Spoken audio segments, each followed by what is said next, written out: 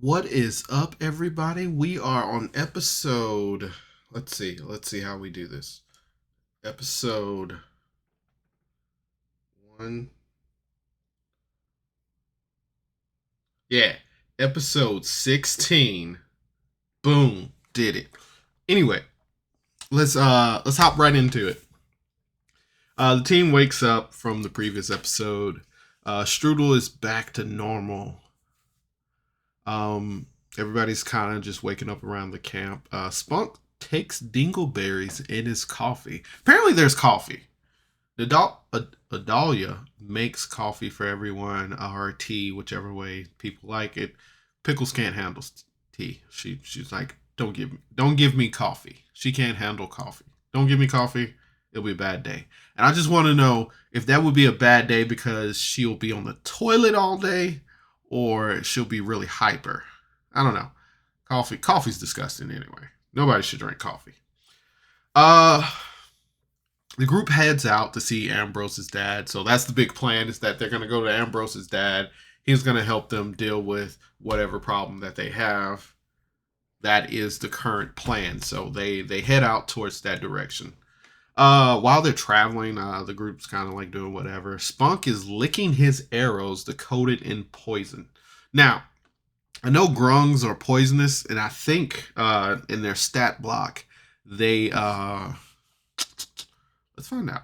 Let's just find out. I've been doing this lately, so D&D 5e grung stat block. Grung monster stat blocks. Amphibious, poison skin, standing leap, water dependency. Don't ever grow a mustache. It constantly feels like it's growing up into your nostril. So not rubbing my nose and holding my mustache down, which is bad for recording because you don't want to cover the microphone.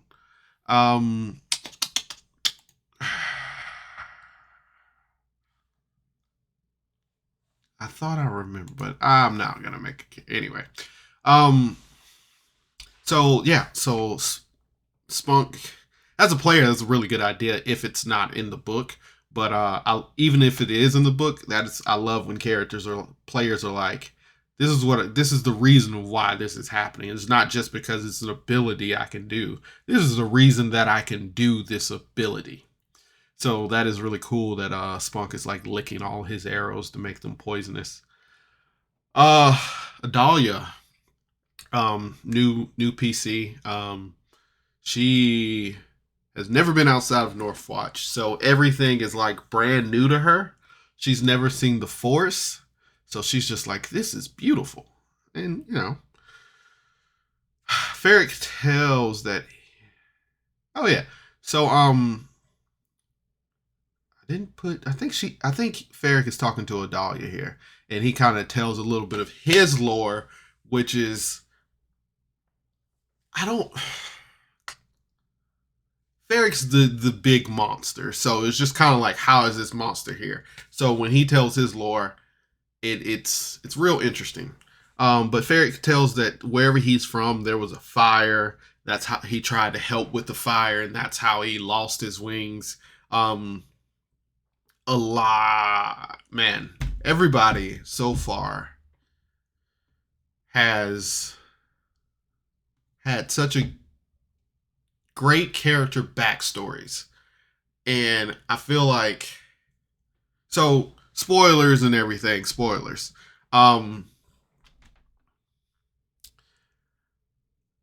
We got into Evangeline's backstory. We got into Ambrose's backstory. I feel like we touched the surface of Pickle's backstory. And I feel like we haven't touched Miraz's backstory. Like, just kind of gave them a character arc. I believe in character arcs. Character arcs are where your players get to shine when it's all about them. Like, I need more Pickles character arc. I need a Ferric. I need them to go to the Feywilds, and then everybody's like, there's that guy that started that fire. So, I don't know. I don't even know where I was going. I was ranting off somewhere. But yeah, Ferric tried to help with this fire, so that's how he ended up losing his wings. So we got a little bit of Ferric lore there, and I like the Ferric lore. Ferric doesn't like Strudel at all. Every time he has to interact with Strudel, he just doesn't. Don't put Ferric and Strudel in the same room. Uh, Adalia ends up talking to Spunk. She's still just trying to get to know the party. You know, she's a new PC. So you find out Spunk is the last of his kind. I mean, I don't think he's the last grung, but I think he's the last grung from over there. So, I mean, of course we can run into other grungs because people know what grungs are. It just wasn't all the grungs were in this place. I hope not. Don't let me control the story, but or feed you false information. But I think he was the last grung from his swamp. And something bad happened. Something killed all the grungs except Spunk. And that's you find, I don't know. There's a lot of guessing there, but you know, like he does say, hold on, okay, we'll come to that later. But there's just so much mystery around Spunk that the comic relief has such a serious backstory. I will refer to Spunk as the comical relief for henceforward. They end up walking. They end up proceeding on. They're going down the road, and they see a human man standing in a tree with a box, and then a random place ad. It was such kind of like it. Things just cut off, and then there was an ad for like 3 seconds, and then it came back to the show. It was weird placement. I don't know if it's their fault or I don't know if it's somebody else's fault. But whatever. The ad's over. This guy, he's standing with the box and he sees them. He's like, hey, you know, blah blah blah. He wants them to watch this box while he goes and find his family. Already suspicious. Like, take the box with you. They eventually agree to it. They're like, okay, well, we'll watch this box. The guy offers to pay them, blah blah blah. They finally ends up watching the box. As the guy runs away, he shouts sucker. What did they just agree to? But as he does shout sucker, Ambrose shoots him with an arrow and he just lets out a yelp and he disappears. Pickles and Spunk end up looking in the box and they find an egg. After some much investigation, they find out that the egg is kind of reptilian in nature. It's a reptile egg of some sort.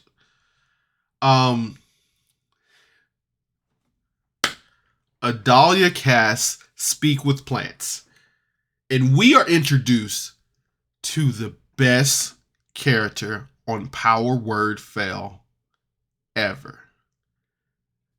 DAPLE the Maple. Let me tell you how much I love DAPLE the Maple. DAPLE the Maple is the best character in any campaign. Hands down.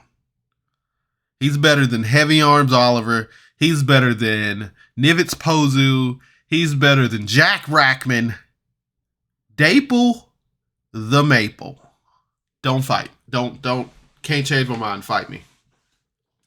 Anyway, Nadalia ends up casting Speak with Plants, and she ends up talking to DAPLE the Maple, and he just kind of be like, "Oh, that guy's been standing here for however long," and blah blah blah, and it's just, I don't know. She's just getting information. He really didn't know anything, or it didn't know anything. So she does kind of put together that someone may be after this egg for its contents. Anyway, they move on. They accept that they have a dragon egg. They have a reptilian egg now. And spoiler alert, it's a dragon egg. I mean, we know it's a dragon egg. Come on now. You just have like a lizard egg this big. It's a dragon egg. Someone may be after this dragon egg, but they proceed on, and Spunk and Pickles are just like, this is my baby. I will protect it with my life. They move on and they make camp for the night. Adalia and Spunk go find some water. Adalia ends up talking to Spunk in his own native tongue. She uses some druid craft to be water simian type thing. And we find out that Spunk made a deal with somebody to maybe get out of the destruction of his people. Then he double dealed on that person or some other person. We really don't know. It was just enough mysterious lore to keep you hooked in this without answering any questions. Why do I have more questions when I get answers about those questions? No. But you find out that he made a deal with somebody and then he double dealed with somebody. I'm thinking the same person. But when he did have that dream and that guy was like the hero's light, he seemed a little confused. I don't know. Spunk kind of insinuates that he's 360 years old, he thinks. Anyway, they head to bed. We find out that it's been a week. A week? Man, one thing that I love to hate about D&D is that when you're in a campaign and you don't like have downtime prepared, like you're just not ready. Like it's not a downtime campaign. It's kind of like you want to get to the meat of your story and tell everything. It's just like a lot can happen in a week. I mean, a lot. Like you think these adventurers that just met up in a week have already upset the lord of this kingdom. It's just a lot to think about that happened in a week. But I mean, when you go see movies like fantasy movies or medieval movies, I mean, stuff be happening quick. So it's just mind when you try to put yourself in those shoes. It's just mind boggling. Like it's only been a week. Carlos,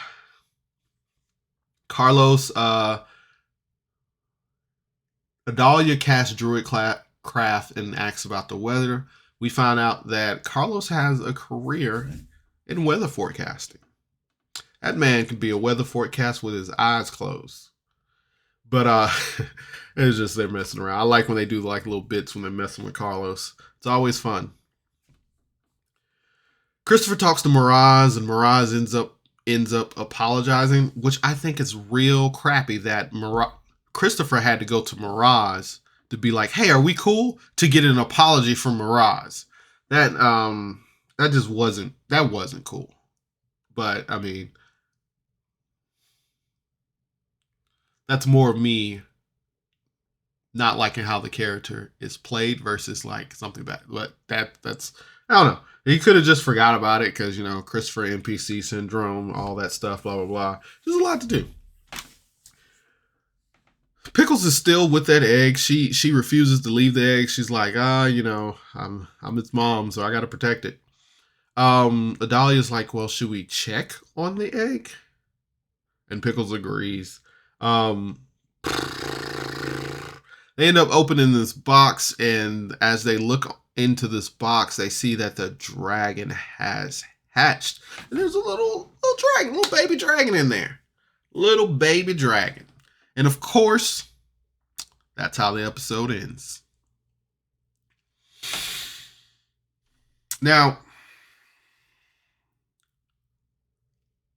I enjoyed this episode. We got even more lore.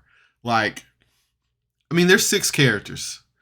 And they're just not dumping their lore at once. They're keeping you hooked enough to be like, man, I'm interested in this. So I do like that. I love a good lore episode, especially when it's like intriguing lore, especially when it's like, this is interesting, because it's not like they're just regurgitating information.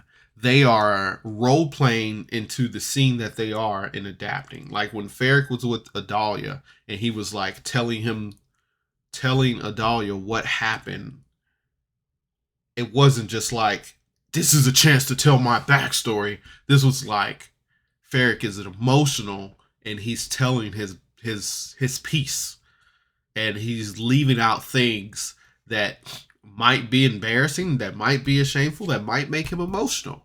So it's it's good that it's just not regurgitated line like, I got this paper and I'm reading my backstory. I was in a fire and that fire burned my wings. I'm glad it's not like that. So really engaging characters. And then I like the use of like Spunk licking the arrows, just kind of telling you, giving a reason and a rhyme for these abilities instead of just saying, oh, that's what they can do. The egg was I don't know. I mean, DMs have to throw in like random encounters that they got to roll on that random encounter table sometimes just to keep the story interesting. But nothing really happened. It was just kind of a travel episodes, and travel episodes can be boring. And like I've said before, they do a good job of saying this is a travel episode, but we're gonna keep you entertained. There wasn't any back and forth like the previous episode, so I do enjoy this one. I did enjoy this one. So, moment that you're all waiting for. I give this episode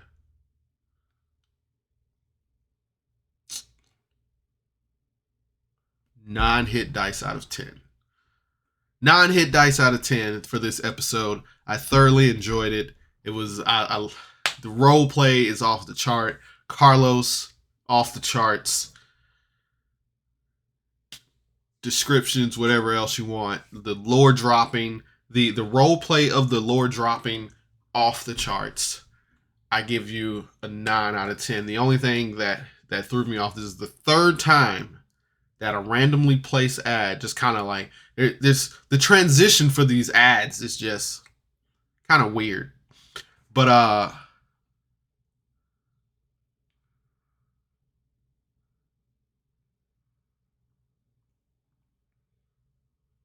yeah, that's all I got. I was trying to find something else. And I almost forgot, DAPLE the Maple. DAPLE the Maple. My Google speaker's about to go off. Cool. All right. You can't get any better than DAPLE the Maple. All right. So 9 hit dice out of 10. I hope you guys are having fun listening to this. Like, comment, subscribe, do whatever you need. If you got any advice, drop it. If you got any recommendations, drop it. You want me to review your podcast? I mean, I'm game for it. Just let me know what you want to hear, what you want to see. I'm here for it. Just remember, you are loved, you are important, and you matter. Thank you guys. Have a good night. Bye.